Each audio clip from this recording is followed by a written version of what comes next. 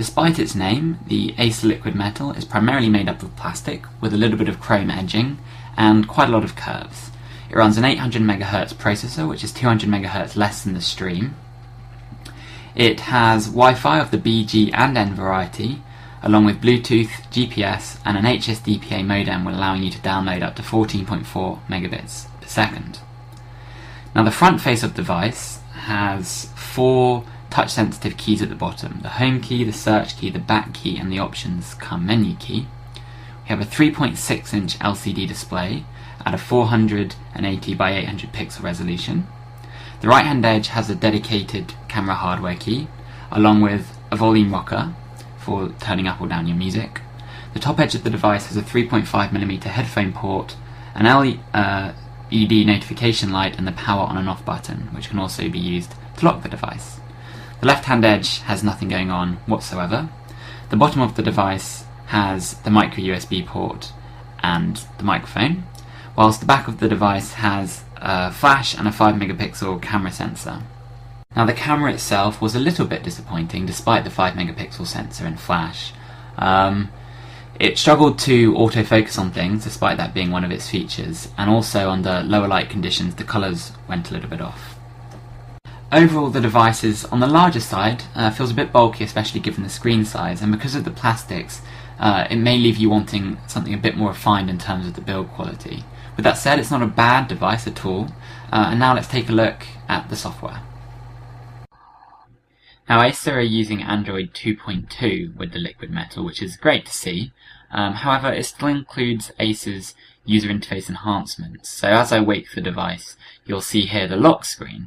Now the lock screen actually has a number of widgets on it, including time, missed calls, new messages and weather, and you can swipe between lock screens where you can have access to different widgets. This lock screen is empty, but as I swipe back you'll see that we have the social widget that Acer have included here, then the music widget, and despite the fact that the phone is locked, you still have access to all these different widgets. And this is kind of nice and bad. It's good because as you pull the phone out of your pocket for the first time, you'll have access to things that you could potentially need quite frequently. However, it does divide the user experience a little bit, especially if you're used to using another Android phone. And by that I mean, when you're actually on the normal home screen, after the phone has been unlocked, you'll find that you don't have any widgets. So if we unlock the device now, you'll see that you're actually presented with, again, a slightly different look and feel to the stock Android build. We have a tray here with 8 icons that are permanently displayed, and then if you swipe to one side, you have access to a history section, again, of Acer's own inclusion, and this gives you access to the most recently viewed applications, web pages, and so on. Now if I actually bring up the notification bar, excuse me one moment, by tapping, you'll see that it's actually one of Acer's better additions to the stock Android experience. We can see here that we have access to latest pieces of information such as the time. We can even set an alarm. We also have our most recent emails, and if we swipe from right to left one more time, you'll see a whole bunch of shortcuts to different features of the phone, including GPS, Bluetooth, Wi-Fi, the network that we're on, or even the battery life. Now this is great because these are the sorts of things that you'll want to change on a regular basis to save battery and of course to get the most out of your phone. It's as easy as tapping on them once and then tapping on the toggle on and off to switch, for example, GPS on or off. So if I tap at the very top and out of the notification bar and drag the tray up, you'll see that the 8 dedicated icons that were available to us remain. We can also swipe from right to left for the remaining shortcut icons for all the other programs that we might have installed.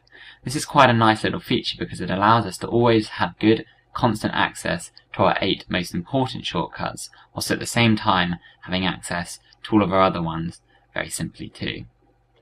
So Acer have included a number of applications with the Acer liquid metal to try and get you to stick with them in the future. These might include the Acer Spinlets, which give you access to streaming media such as music and TV for free from anywhere in the world, providing you have internet. There's also the Social Jogger application, which creates a collated list of all your Facebook updates and other social media updates for you to peruse and gain direct access to. There's also the Your Foo's avatar creation system, along with the Nemo player, which is like their own version of the standard Android music player. And they've also thrown in there for good measure RoadSync, which is a third-party application from Microsoft Exchange.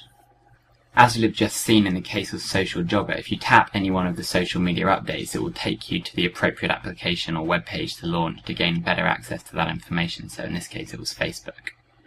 If we take a quick look at the contacts system, you'll see that because we've already provided a Gmail account, we don't need to manually add or create our contacts as we use this phone for the first time.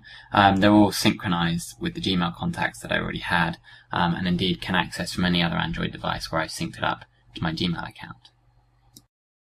Now, it's been a little while since Acer entered the mobile phone market and decided to try and become a key player in that industry. And it took them, again, a little bit of time before they jumped on the Android bandwagon as the software that they will primarily use for their phones.